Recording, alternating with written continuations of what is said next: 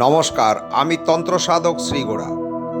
2026 সালের সবচেয়ে যে রাশি দুটি প্রেমের ক্ষেত্রে সফলতা পাবেন, সেই রাশি দুটির নাম আমি বলবো।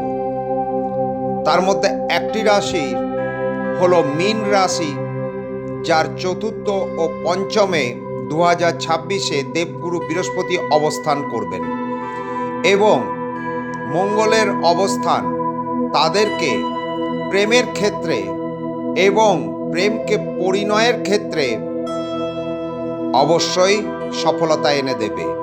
আর দ্বিতীয় রাশিটি হলো তুলা রাশি। শুক্রের প্রভাবে এই রাশির জীবনে 2026-এ প্রেমের ক্ষেত্রে সফলতা আসবেই। তাই এই দুটি রাশি প্রেমে সফলতা পাবেন। সবাই সুস্থ থাকুন, ভালো থাকুন, আনন্দে থাকুন। নমস্কার।